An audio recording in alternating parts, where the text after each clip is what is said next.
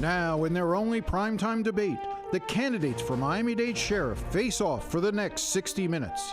An historic election, with the winner instantly becoming one of South Florida's most powerful politicians, overseeing 3,200 sworn police officers and a budget of more than $1 billion. The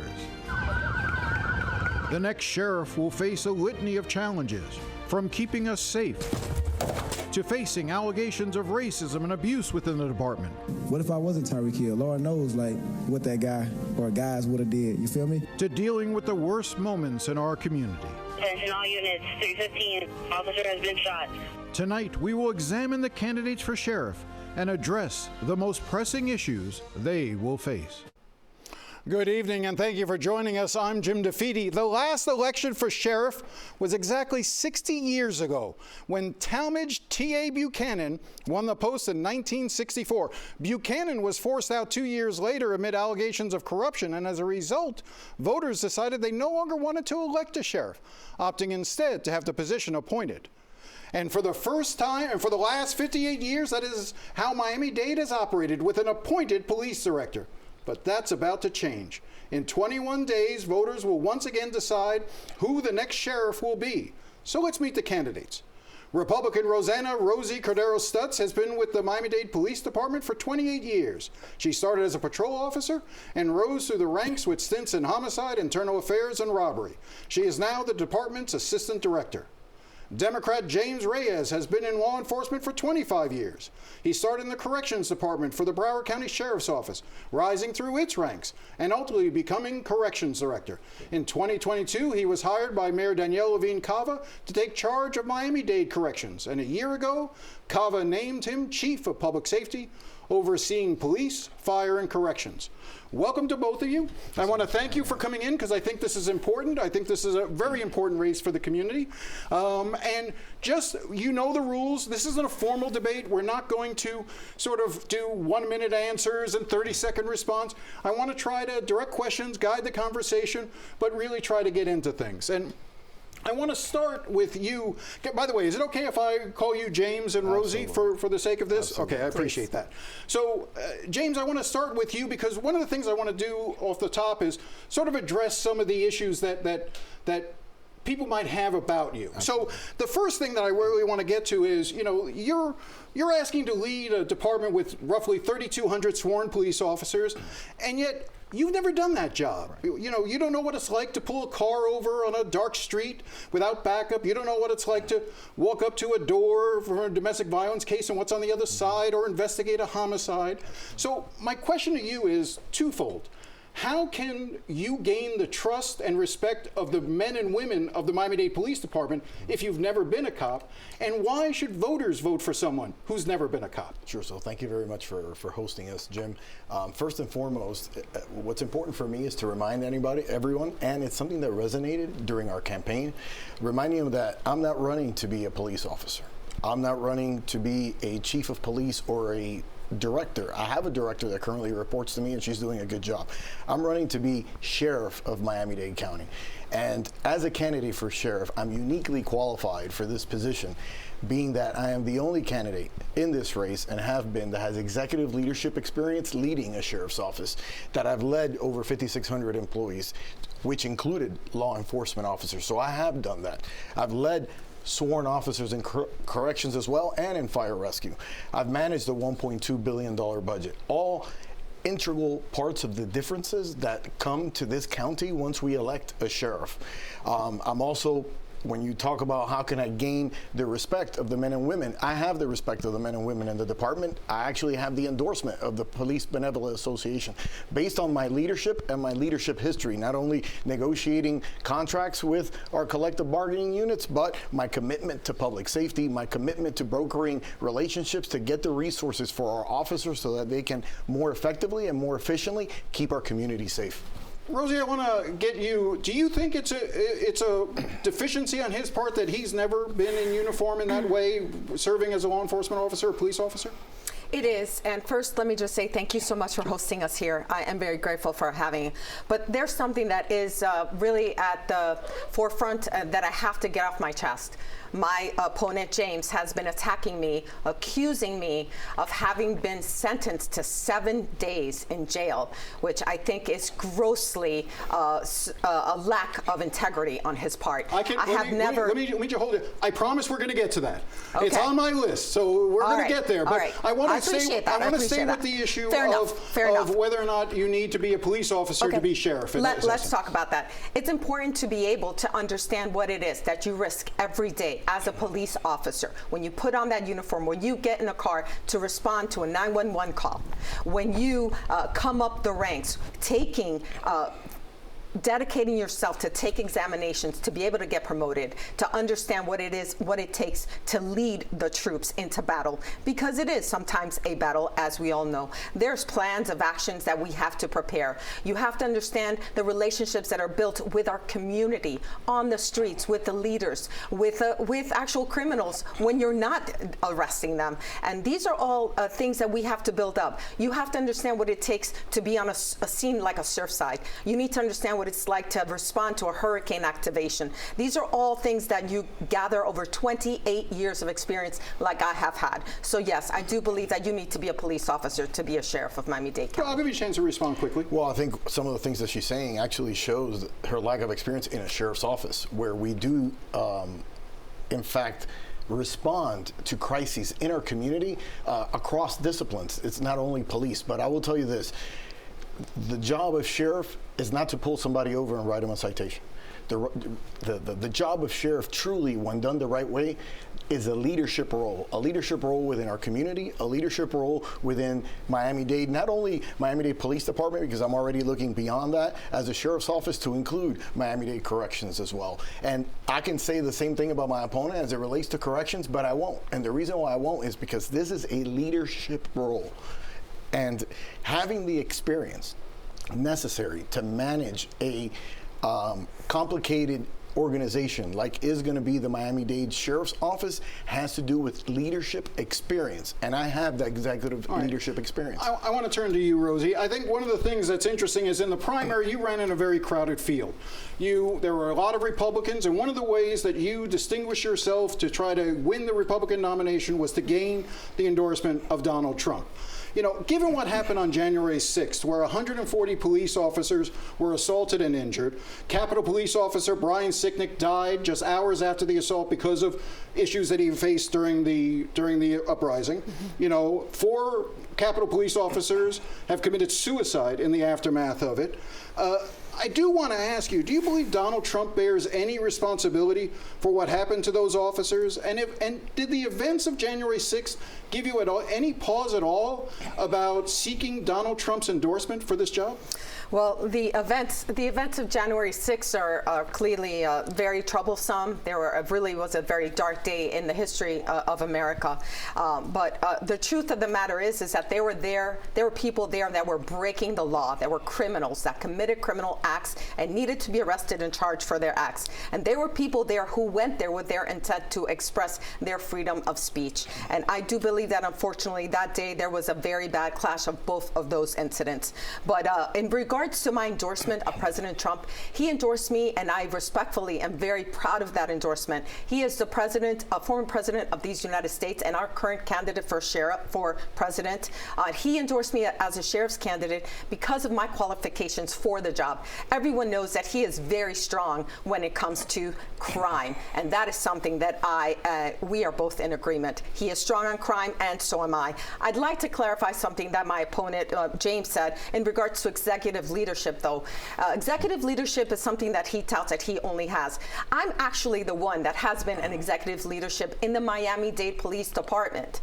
I am currently the assistant director over investigative services. With 28 years on, I started in patrolling, came up the ranks. I was an officer, detective, a sergeant, lieutenant, police major, police chief, and I'm currently the assistant director. I've worked in all different avenues. That is where the executive leadership is in law enforcement, police. Let me jump in here because I want to come back to the Donald Trump question for you. Right. Do you think, are you troubled by the fact that she sought and won the endorsement of Donald Trump, given the events of January 6th and the attack on law enforcement officers at the Capitol? Well, what I'm troubled by is her questioning our justice system. What I'm troubled by is posts that she's made where our sheriff of this county is going to be a law enforcement leader within our county. And it is imperative that we talk to the credibility of our justice system. And Ms. Stutz in post have questioned that credibility of the justice system, the same justice systems that as sheriff we're going to be serving. So for me, that is disturbing. And it's also disturbing when she's made several things partisan, like the budget, for example, but in addition to the budget, also talking about not being able to allow our counties to turn blue. And unfortunately, she's here to serve everyone in this community, regardless of party, because I am focused on being the candidate that brings us together as a community, not separates us further. I want to ask you, there's an ad currently running attacking Rosie, where it says, under her watch, police budgets were slashed, putting our safety in jeopardy, and Rosie did nothing. Under her command, Cordero-Stutz stayed silent as police budgets were compromised. On the very bottom of the screen, you will see that it's a 2014 incident that talks about 450 police positions potentially being lost. They weren't lost, by the way. They were not eliminated. And you're complaining that she didn't say anything about it. She was a lieutenant at the time. Why would you think that as a lieutenant, she wasn't in a command position? It wasn't under her watch. Mm-hmm. Why would you run an ad that basically attacks her for something she had no control over? Well, first and foremost, we'll disagree that she had no control over it, and I'll tell you why.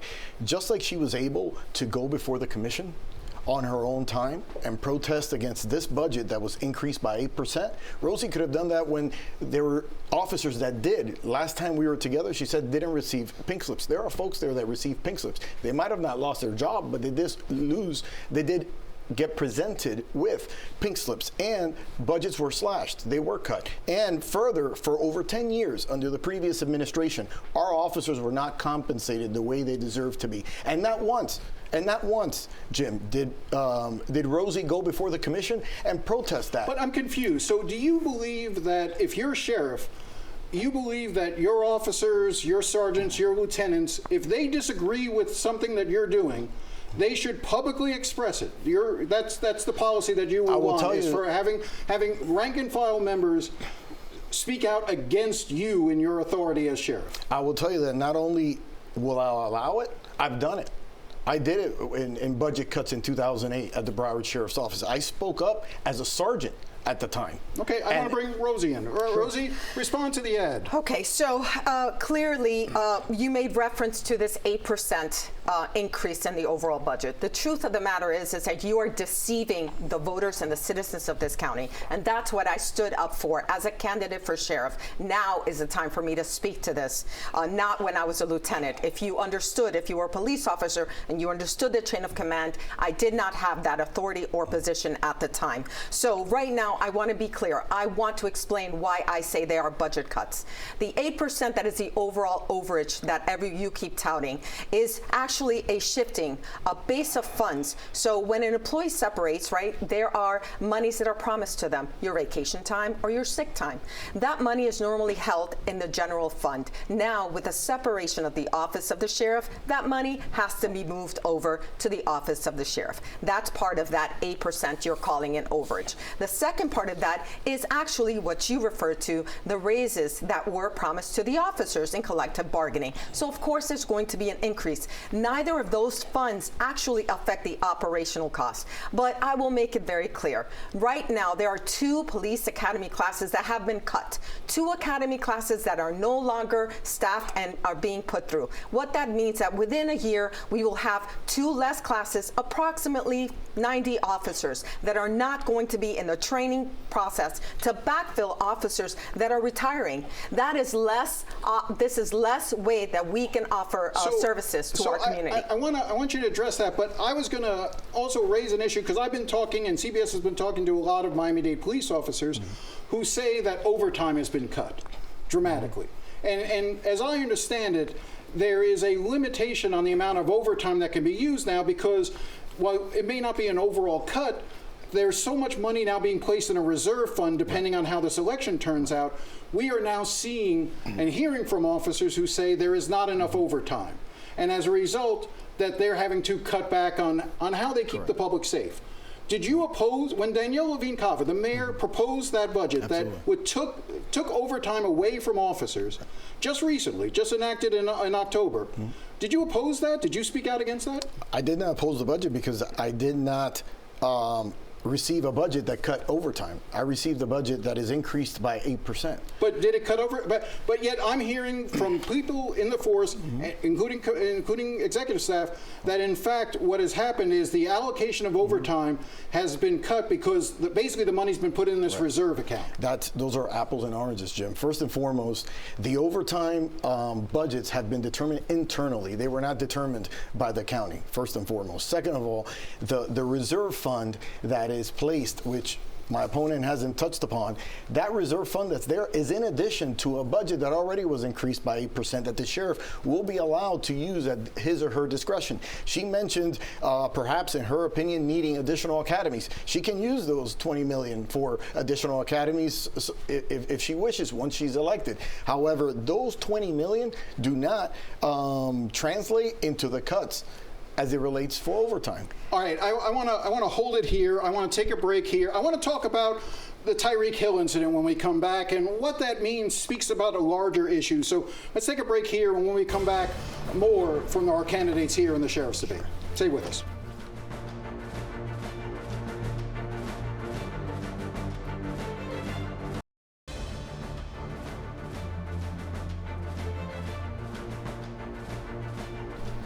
Welcome back as we continue this exclusive CBS Miami debate between the candidates for sheriff. We have James Reyes, the Democrat, Rosie Cordero-Stutz, the Republican. And I know I said we were going to get to the Tyreek Hill incident in a second, but I want to clear up a couple of things just because, one, I'm sort of curious. I wanted you to address a rumor I heard.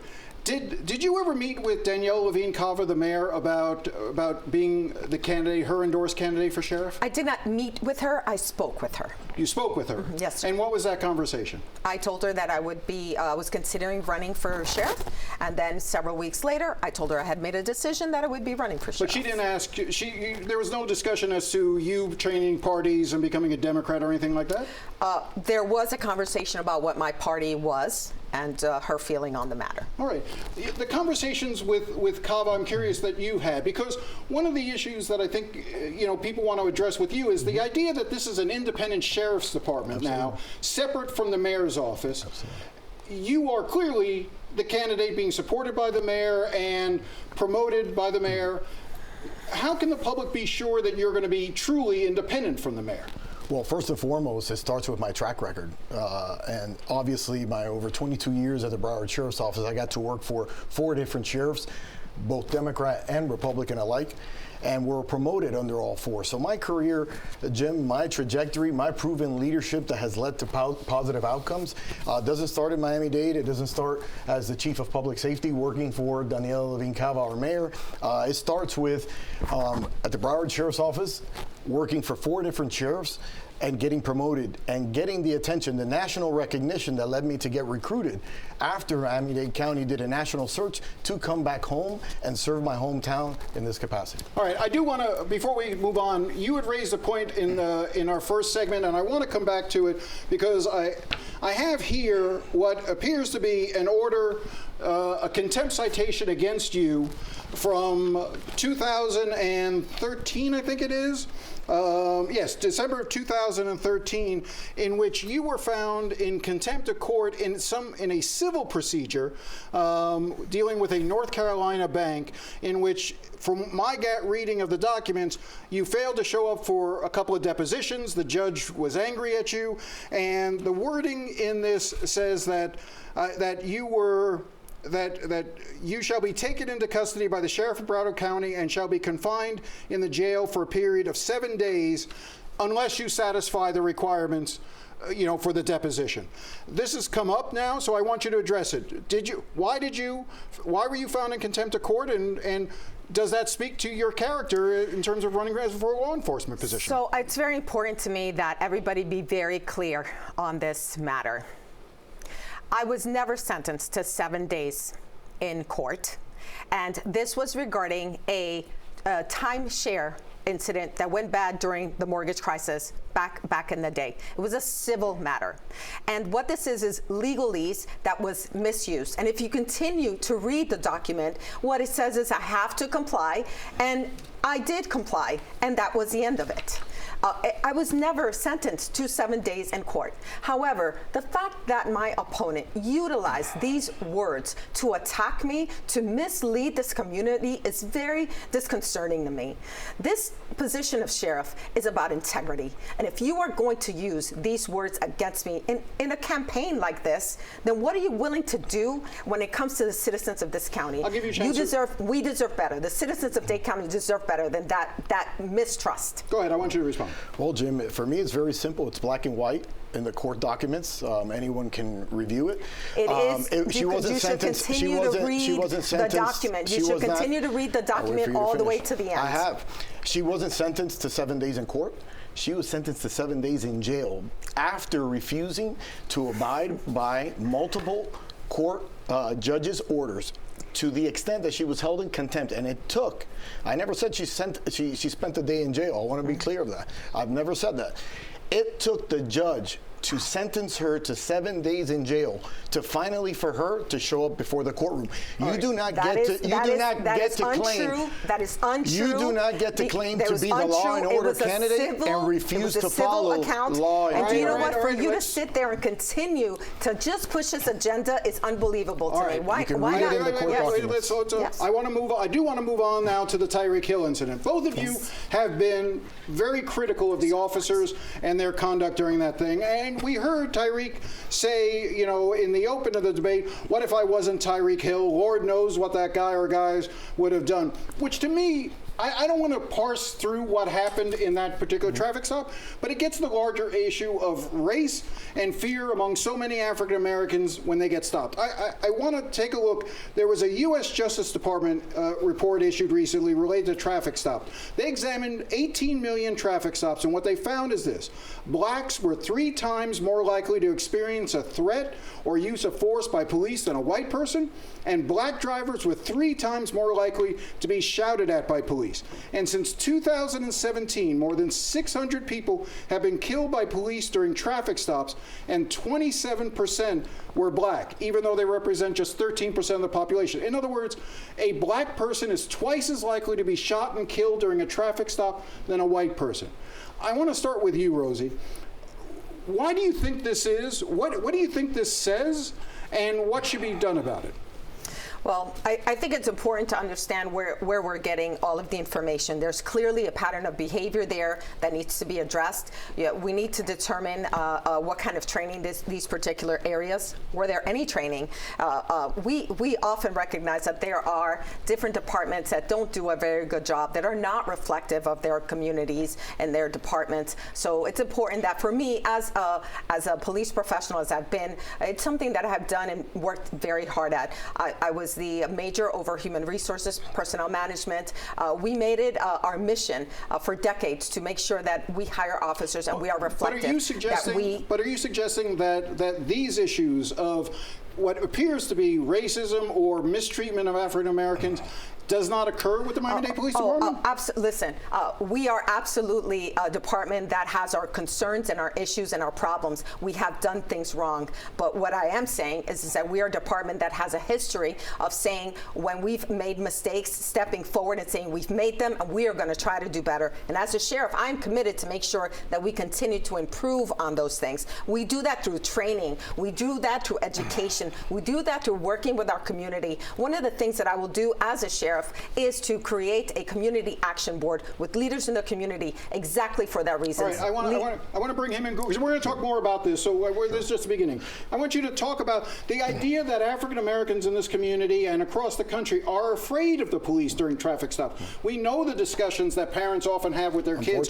Keep their hands on the steering wheel. You know, why is this occurring? What's the issue here in your mind? I think there's obviously several different layers, right? First, we need to focus on implicit bias training and understanding that we all don't react to the same situation the same way, or different folks the same way. It's important for our officers to understand what their role is in the community and who it is exactly that they're here to serve. All too often in those types of incidents, it is evident that that is forgotten. But to go to the Tyreek Hill incident, I think those incidents highlight the need for three things from the leadership of any police agency when responding to those types of incidents. First, transparency. Second, due process. And last but definitely not least, and one that the community expects, is accountability. So you've segued it perfectly. I couldn't have scripted it any better, because I think the issue of accountability is the single most important issue that, as a sheriff, either of you will deal with. And I want to get your opinion. So first off, you know, the Law Enforcement Bill of Rights, which currently occupies in the state of Florida, which gives tremendous power to law enforcement officers when it comes to investigating abuses that they may have. Right. For those who don't know, if an officer is accused of wrongdoing, what happens under the Law Enforcement Bill of Rights is that they do not have to speak to their superiors, and in fact, before they do any type of interview with their own department, they have to be provided, and their union has to be provided, all of the evidence against that officer, all of the witness statements against that officer, everything, so that that officer knows exactly what he's walking into. That makes it virtually impossible to hold officers accountable in many circumstances. Do you agree with what I just said? I will disagree with the fact that it makes it practically impossible to hold our officers accountable. I can tell you that for 4 years I sat on a professional standards committee that included civilian and commands alike, and our civilians were included in the disciplinary process from the beginning. The civilians had an active equal vote as to whether or not the charges against the officers were sustained based on the evidence, and they were also important in the role of determining discipline for our officers. Would that still be allowed under the new law, even under House Bill 601? Absolutely, it will. And as sheriff, I look forward to implementing a professional standards committee that brings us, once again, as the leader of the organization, brings the community and our leadership together, not separates us further. Rosie, you were over internal affairs for a period of time. I was. I got to imagine, and tell me if I'm wrong, that's fine, where there had to be incidents where you were frustrated because of the way the rules are set up that protect law enforcement officers who have a very difficult job. I'm not trying to suggest that they don't, and they deserve a certain level of immunity. But were there officers that you were investigating in internal affairs that you thought should be off the job that you knew you couldn't get off because of the way the system was structured? So I'm going to say that, yes, there were cases, and it wasn't necessarily due to the process as you made the example, Jim, but more so in regards to the current setup. The way it works now is the department does an investigation, right, and it goes through a process, and the department makes a recommendation based on progressive discipline, based on the officer's history, based on the allegations that are sustained. These recommendations for discipline are then and end up in downtown in the mayor's hands because they are part of the process. And unfortunately, more often than not, we saw those either reduced or overturned for whether it was for because it was collective bargaining issues or union issues or concerns. And that did not allow us to maintain a level of discipline, progressive discipline that was needed. And as a sheriff, we can be independent, and I will hold my officers accountable for their action. The sheriff is the last line, and it is very important. That process is something that I have seen as a discipline coordinator for the department for many years, and as the major over human resources. That is something that I saw. I have to disagree. I mean, this is where Rosie, once again, what you're going to hear today, time and time and again, is that Rosie's in charge of everything but responsible for nothing, and it just goes on. And this is the perfect theme. This has to do with courageous leadership. This has to do with being able to police yourself and hold your folks accountable. That's exactly what I'm saying. And one thing that she didn't mention out of all that is the importance of culture. And culture has a lot to do with the results that Rosie mentioned. And she's part of that culture. And we need someone that comes in and is willing to challenge the status quo. And I was brought here to Miami-Dade County, Jim, to do just that. But challenge the status quo. I'll give you a second, but I do want to follow up because this goes to the very first question I asked you about not having been a cop, not having been on the street. How do you evaluate, like a Tyreek Hill video? How do you look at that and truly understand what the officer is thinking, experiencing, dealing with, so that you then know how to discipline him? Because you know, when I'm on the street, I knew that's not the way you handle a traffic stop. Correct. So first and foremost, when we look at a use of force goes the same way it does on the street as it does in a jail, number one. Number two, when we're talking about professional standards committee, remember, civilians who have never worn a uniform have a vote in whether or not the charges are sustained or not, or whether or not what the recommended discipline is. At the end of the day, we're here to serve our community. And our community should be reflected in how we do business day in and day out at the Miami-Dade Sheriff's Office. Rosie. Go ahead. It's very important to understand that in order to be able to analyze what is actually going on in the incident, it is important to understand what the thought process that is occurring in the officer's mind at the time. But let's talk about the overall incident.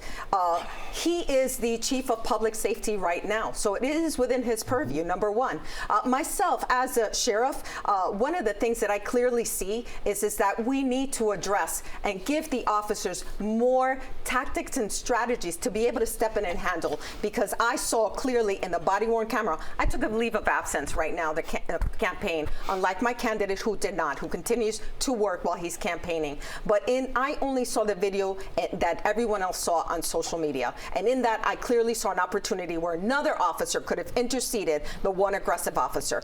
ABLE, Active Bystandership for Law Enforcement, is training that came out of New Orleans. It is database, science-based, and it allows the officers strategies and tactics to prevent these situations from escalating. We can provide better training for our officers. We will hold our officers accountable, and we need to use people who understand this entire law enforcement profession. Let me just ask you both. Right now, I believe I did a quick check. There's probably a couple of hundred open internal affairs investigations in the Miami-Dade Police Department. They have had strains on resources as well. Will both of you commit tonight to increasing the resources for internal affairs, given the fact that you no longer have civilian oversight boards because they were done away with by the legislature? Will you increase internal affairs and make a pledge to get those cases closed as quickly as possible? Absolutely. Can we both agree on that? Absolutely. And again, I just mentioned additional resources, right? Establishing that professional standards committee. But Jim, you just heard it once again. Now we're talking about a different topic, and once again, now she's on leave. And now she's not responsible for anything that has to do with the Tyreek incident. I didn't say I wasn't responsible. I said I didn't have access to the information because you are still working and I am not. That's what I said. Let's take a break here. When we come back, I want to talk a little bit about immigration. I want to talk about some other issues that you're going to be confronting. So let's take a break here. We'll come back with the sheriff's debate. Stay with us.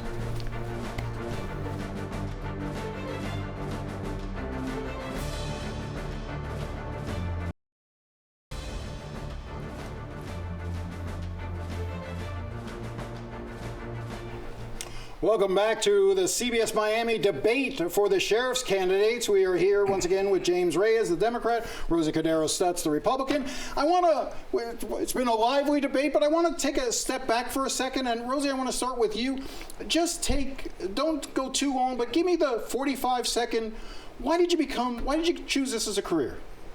I always wanted to be in law enforcement. I enjoyed service. My mom said I was about 5 years old the first time I told her I wanted to be a police officer. But as I got older, I went to school. I got my bachelor's degree in criminal justice. I have my master's degree in public administration. I'm a graduate of the FBI National Academy. I continued my education. I'm a big believer in leadership. I think that this community is wonderful, diverse, and different, and it has been the best That's 28 years, and I look forward to continuing to serve my community. James, why did you get into law enforcement? Well, for me, it was a passion for public service early on, and obviously being a graduate, criminology graduate from Barry University, being a hometown kid here in Miami-Dade County, I wanted to give back. For me, starting as a deputy sheriff at the Broward Sheriff's Office was beyond the most rewarding career I could ever imagine, and I always tell everyone, sometimes, especially when I talk to youth, sometimes you find your niche, sometimes the niche finds you, and for me, it was dealing with folks that suffer from mental illness, and I got to pioneer a lot of the crisis intervention team type training, and that catapulted me throughout my career, and I hit every rank all the way up to colonel. And for me, to be able to say that I was the first Hispanic lieutenant colonel and colonel to ever get promoted at the Broward Sheriff's Office was a true honor. And I want to get to mental health in a second, but I do want to follow up with this because I've spent a lot of time, I'm old, I've been spending a lot of time in South Florida with police directors here, and they love the job, but they always have told me, every police director I've ever spoken to says the worst moment is that moment when they get the call of an officer shot during a call and dying. Absolutely. Are you prepared for that? Can you be prepared to handle that? Talk about that. Yeah, I actually went through it. I lost Deputy Mike Ryan when I was director at the Broward Sheriff's Office. He was serving for me, veteran of the Broward Sheriff's Office, part of the emergency response team, and I still to this day remember his smile. I remember the pain in his wife's face, having to hold her, and having to console, 5,600 employees. But it's a reminder to all of us what sacrifices our officers make day in and day out, and why we're indebted to them to get them the resources necessary to get them home safe every day. Rosie, I want the same thing. I mean, you've lost officers at Miami-Dade PD, but are you prepared to do it as a sheriff and have to have that responsibility? I am prepared, unfortunately, through several experiences in my career. I don't know if you remember, but I was actually I was a PIO at the time when Amanda Hayworth, I actually gave the news on live television when she passed. Etchy, too many to even get into, to be honest with you. I have given my life's work to this community and this county.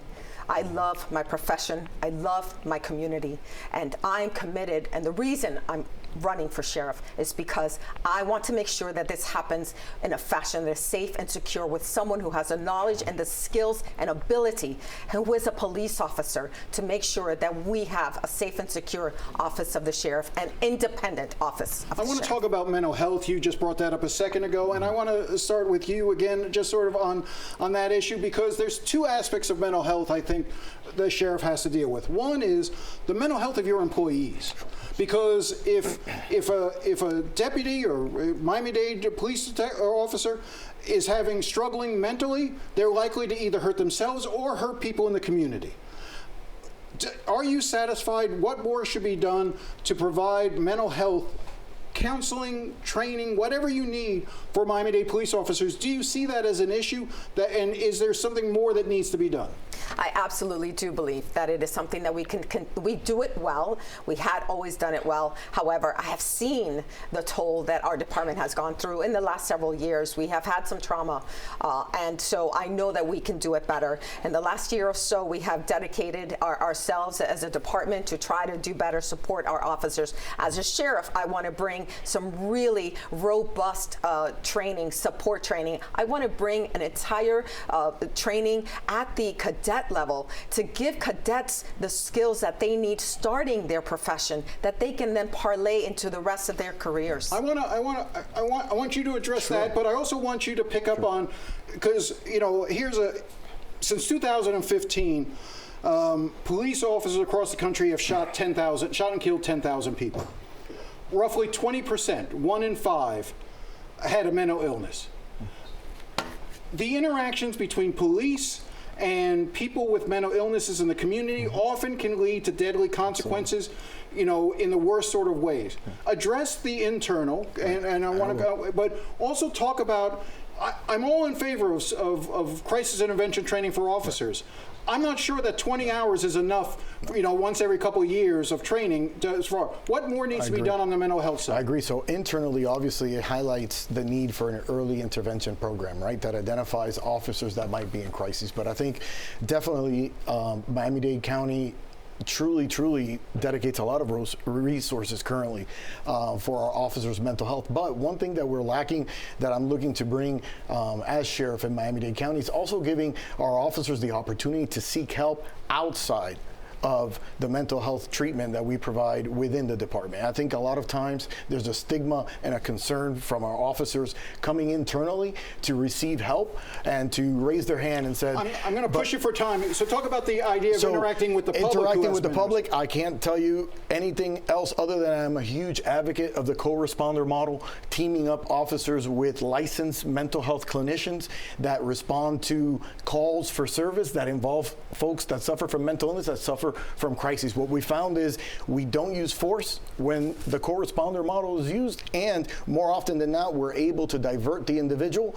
from ending up in our jails. So, go ahead. And I've been part of the department since we started that in August 2023, prior to him coming on the department. So I definitely understand the benefits of that program. I'd like to see that rolled out through this entire department. It's important to me to continue to work with our department with the most robust training, what is working across this country, but then to set the tone and set the example. We can lead the way across this county and across this nation. I do want to turn to immigration, because if Donald Trump is elected, he is vowing to round up millions of people who are in this country illegally.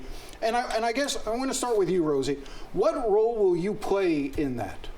It is very important that everyone understand my role as sheriff is to enforce the laws here in this beautiful state of Florida and here locally to protect my citizen. It is not to enforce immigration, which are federal laws. That is not my role. But let me ask you, let me just ask you this. Let me as a follow-up, because I've heard you say that, but here's a practical idea.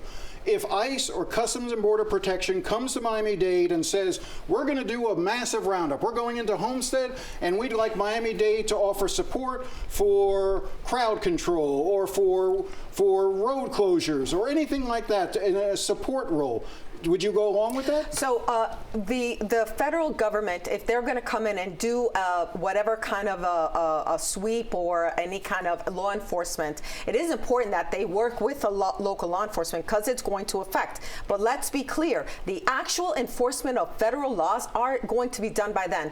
We cannot allow as a sheriff for things to happen that are going to affect our community. We can't let them come in and, for example, create a disturbance that's going to affect a community with schools or as people are going to their jobs. So yes, it's important that the sheriff understand what's going on and be involved, but there's a separation of powers. There's a separation of what I will do. Go jump in on this, on the issue of what your role would be with regard to immigration enforcement. For me, the response is simple. We will not be enforcing federal laws. We will not be doing ICE's job for them. But the idea of providing them support? I would not advocate cooperating with our federal government to round up folks in our community. I don't think it's really a fair thing to say that you cannot work and cooperate with the federal government. We have to cooperate and work with all of our partners, even sometimes with people who you don't agree with 100%. It's important. Let me just ask both of you. Should officers ask during traffic stops a person's immigration status? No. There's absolutely no need for that to happen. We are not a sanctuary city. Let's make that clear. And while I'm sheriff, I will not support any of that, unlike my opponent, who would probably support those kind of ideals. Ultimately, it is important that if someone is here illegally committing crimes in Dade County and I'm sheriff, they're going to jail. Once again, you see an insinuation based on party, when we've actually both said that this shouldn't be a political position. It shouldn't be down to partisanship. But here she is again dividing us as a community instead of bringing us together. And I'm committed to being the sheriff that brings us together. You are misleading this community with your answers. My reference was specifically to your endorsement of Florida Rising on your website. That's a fact. Anyone can look it up. Florida Rising is an organization that actively promotes defunding defunding the police. That is someone who you chose to endorse you. When it comes to me, you're right. I have spent 28 years serving this community, and I've been a police officer, and my party has never been an issue. 10 seconds. And that's how it will 10 continue seconds is to be very a simple. police I'd like to officer. remind Rosie that while she's bringing up my endorsement of Florida Rising, I could bring up her endorsement of Carlos Jimenez, who actually slashed budgets before defunding the police was a trend. All right, let's take a break here. I want to come back because I want to give you both the full time to make your closing statements. So let's stop here. We'll come back with the candidates for sheriff. Stay with us.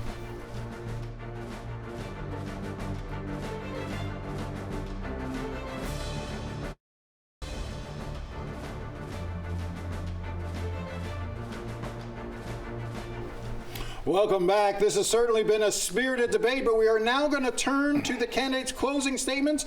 We flipped a coin to see who would go first, who would go last. James Reyes, you can begin and give your 1-minute closing statement. Thank you. Thank you. Miami-Dade, it has truly been my honor to serve you, my hometown, as your Chief of Public Safety, overseeing Miami-Dade Police, Miami-Dade Corrections, and Miami-Dade Fire Rescue. Now, for the first time in over 60 years, we look to elect a sheriff here, and I ask for your support. Experience matters, and it is important that we elect a sheriff that has executive leadership experience in a sheriff's office, which is where we're going. And that experience that I have serving as colonel and executive director of one of the largest sheriff's offices in the country prepares me on day one to lead this transition. I stay committed to you to bring the public safety levels that you have become accustomed to and provide you with a world-class sheriff's office. I count on your support. Vote number 73, Miami-Dade. Vote for James Reyes for sheriff. All right, James Reyes. All right, Rosa Cordero, go ahead. It's very important that for the first time that we're voting for sheriff, we make the right decision. Unfortunately, James is not a police officer. He was the person who allowed the COPA failure, an embarrassment across the internationally, an epic failure. He was someone who, under his command in Broward, we lost the CALEA accreditation, the highest level of accreditation for law enforcement. He was someone who is not an independent person. He's still under the auspices of the mayor. I am the candidate that has worked for 28 years in this county as a police officer. I am actually the person who has executive leadership within a police department. I humbly ask for your vote. Rosie Cordero-Stutz. I am number 72 on the ballot. Thank you very much. All right, they both actually went a little short, so I want to take this opportunity to thank both of you for coming in. I think this is very important. I think transparency is important. I would hope that the next sheriff will continue to visit the studio and continue to talk to people, so I'm looking forward to that. And again, I want to thank both of you for coming in, for this was very important.